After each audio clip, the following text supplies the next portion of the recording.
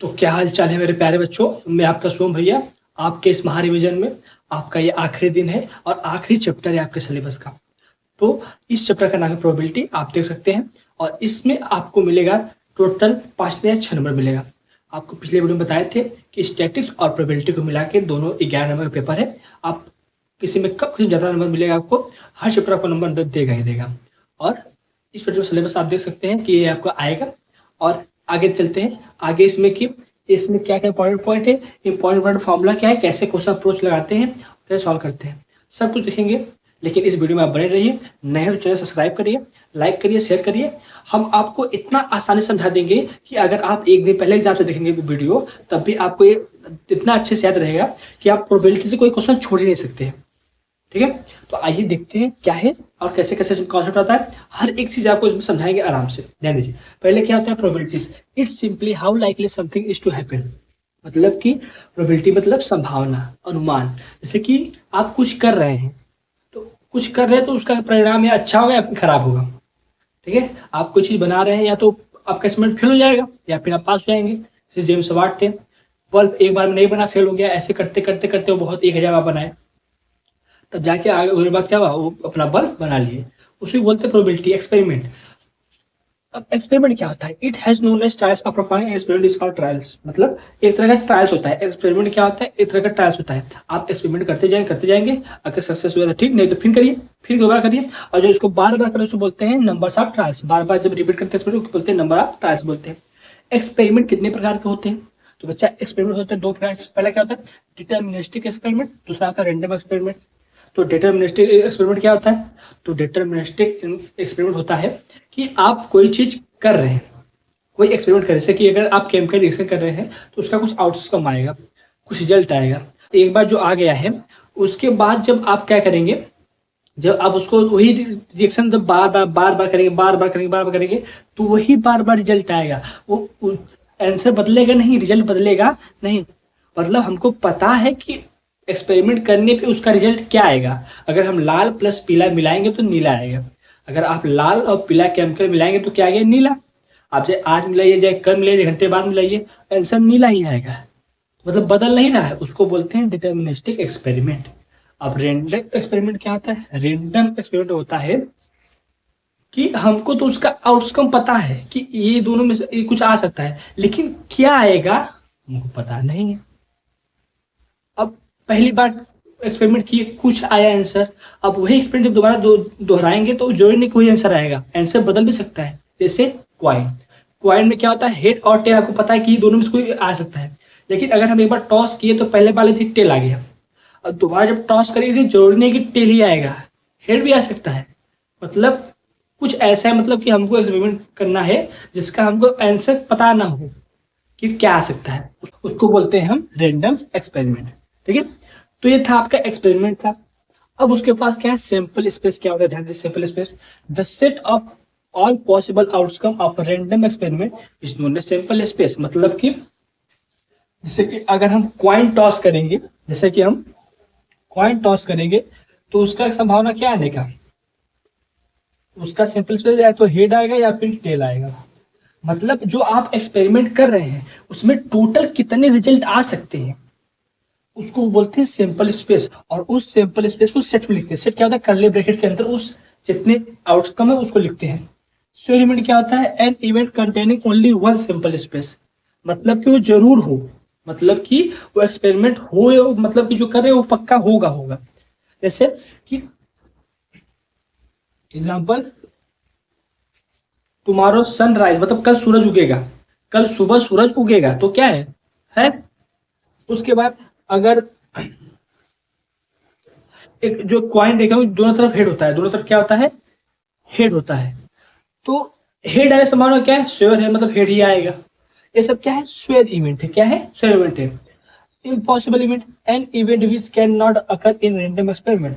मतलब कि जो इम्पॉसिबल हो, जैसे कि पूरब से सूरज उगेगा, क्या पॉसिबल है? हाँ, पूरब से उगता है पागल, पश्चिम से सूरज उगेगा ये पॉसिबल नहीं है।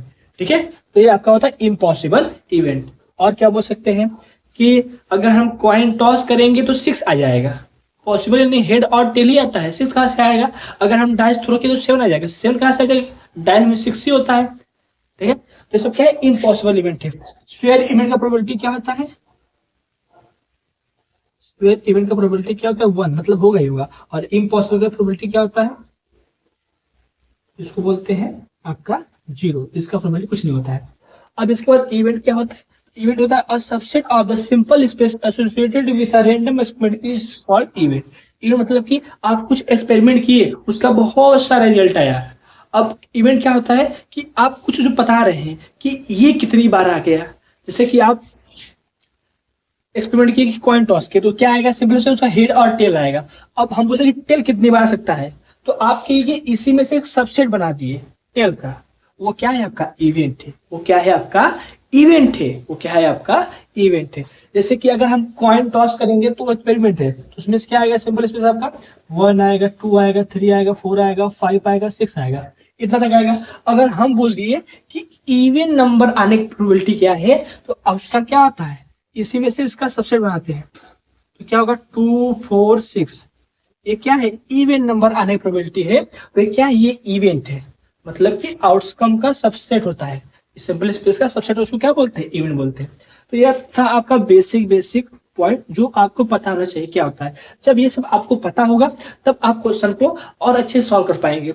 इससे जब बात चलते हैं फॉर्मूला क्या होता है और इसमें इंपॉर्टेंट पॉइंट क्या होता है, फिर चलते आगे। कॉपी करिए इसको।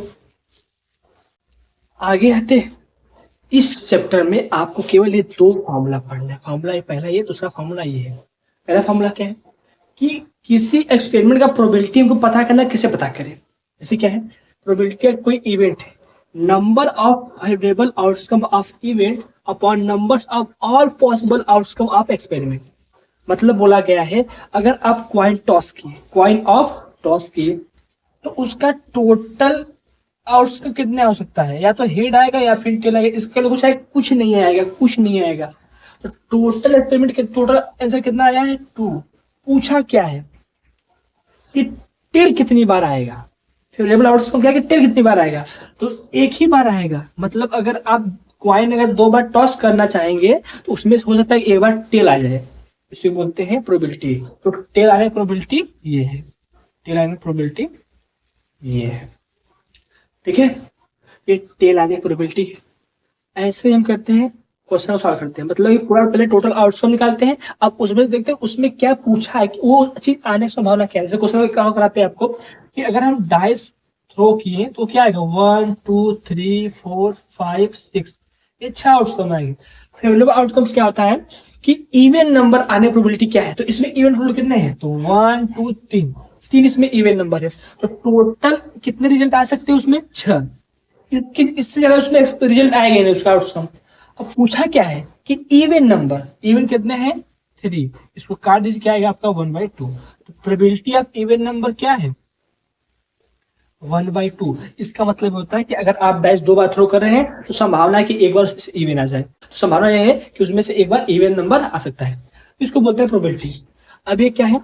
देखिए, ये तो आप जानते हैं प्रोबेबिलिटी है, किसी इवेंट का प्रोबेबिलिटी होता है। अब ये क्या होता है? इसको बोलते हैं ई नॉट, इवन नॉट। मतलब इसका मतलब होता है कि अगर हम बोलते हैं इवन नंबर नहीं आने की संभावना क्या है, तो उसको बोलते हैं इवन नॉट। मतलब कोई प्रोबेबिलिटी ना हो उसको दर्शाते हैं ई नॉट से, ई के ऊपर बाल लगा देते हैं, उसे बोलते हैं ई नॉट। मतलब ये प्रोबेबिलिटी ना हो, इसका संभावना कितना है, तो उसके लिए करते हैं। तो जब आपको क्वेश्चन पूछे तो ये होने प्लस ना होने संभावना कितना है? 1 है। होगा तो 1, नहीं होगा 0 से मिला के क्या होता है? 1 होता है। अगर इसका संभावना 0.5 है तो इसका भी संभावना 0.5 होगा, तो 1 होता है। अब बोल दिया क्वेश्चन की इस प्रोबेबिलिटी का न होने का प्रोबेबिलिटी कितना है, तो आप क्या करेंगे? पहले जो बोला है उसका निकालिए कि जैसे बोला कि हेड टेल में टेल का प्रोबेबिलिटी कितना नहीं है, तो आप क्या करेंगे? उसमें से पहले टेल आने का प्रोबेबिलिटी निकालेंगे। जब आप निकालेंगे टेल आने का प्रोबेबिलिटी तो क्या करेंगे? बस उसको क्या कर दीजिए कि बस उसको 1 में से माइनस कर दीजिए, 1 में से माइनस कर दीजिए। जैसे यहाँ पे टेल का प्रोबेबिलिटी कितना था? 1/2 था। तो टेल आने की प्रोबेबिलिटी कितना नहीं है, तो बस आने का निकाल लिए, तो बस उसको 1 में से घटा दीजिए। यहाँ पे क्या आएगा? ये भी 1/2 आ जाएगा। मतलब आने और ना से 50-50 है। आने और ना आने संभावना कितना है 50-50 है। तो आपका 2 फार्मूला है और ये 2 फार्मूला से आपका क्वेश्चन बनेगा और कैसे बनेगा समझा दिए हैं और कैसे सॉल्व करना है वो समझा दिए हैं। अब कुछ इसमें ट्रिकी क्वेश्चन आते हैं, जैसे कि इसको कॉपी करिए। तब आगे आता है, आप लोग सुने होंगे 2 कॉइन को जब एक साथ टॉस करते हैं, 2 डाइस को जब एक साथ थ्रो करते हैं तो क्या आता है। तो जब आप एक कॉइन टॉस करेंगे या तो हेड आएगा या तो टेल आएगा, ठीक है। देखिए जब आप 2 कॉइन टॉस करेंगे तो ध्यान दीजिए,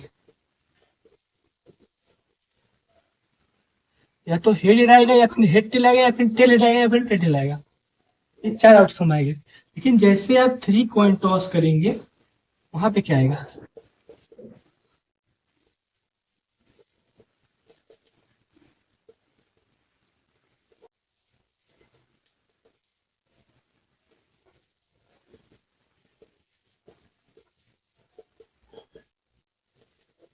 ये 8 आउटकम आएंगे।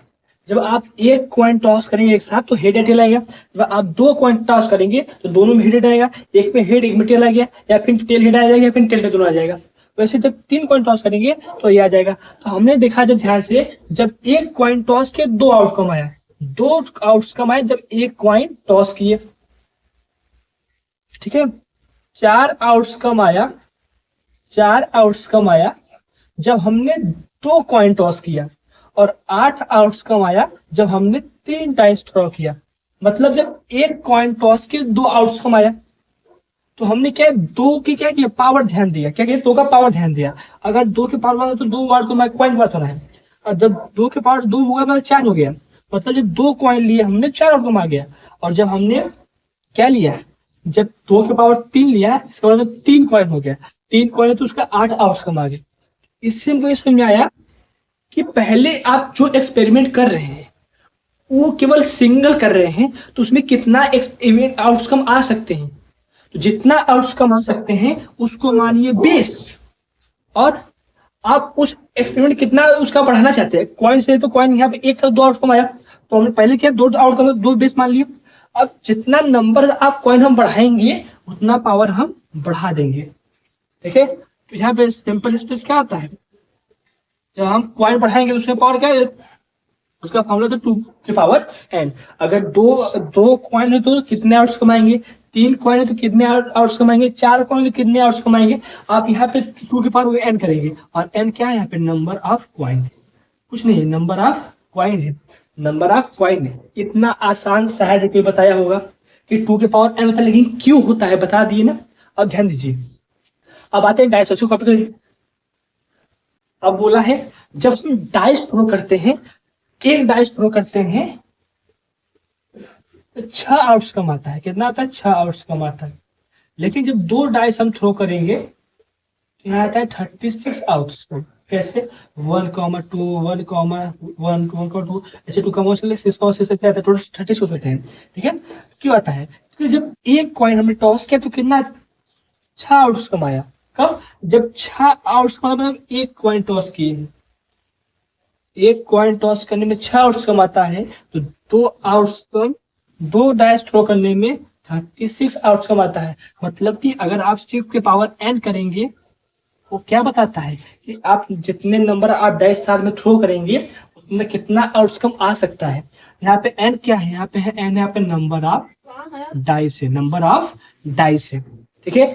तो आप 2-3 डाइस एक साथ थ्रो करें तो कितना आउट्स कमा सकता है, उसके लिए फॉर्मूला 6 पावर n बनाइए। अब आप कितना कॉइन एक साथ टॉस कर रहे हैं उसका प्रोबेबिलिटी कितना है, उसके लिए आप 2 के पावर n लगाइए। उम्मीद है ये सब आपका समझ में आ गया होगा। तो आपके लिए एक लाते हैं कार्ड वाला कॉन्सेप्ट कि उसमें क्या क्या होता है, कैसे उसको सॉल्व करते हैं। इसको कॉपी करिए, चलते हैं। आपका एक और लास्ट बचा है कार्ड वाला चीज। अब कार्ड को पढ़ाते हैं फिर आपका वीडियो खत्म करते हैं। तो कार्ड आप देख सकते हैं, आपको पता है कार्ड में टोटल 52 कार्ड होते हैं। कार्ड में टोटल 52 कार्ड होते हैं। उस 52 कार्ड में से 26 रेड होता है और 26 ब्लैक होता है। 26 रेड होता है, 26 ब्लैक होता है कार्ड।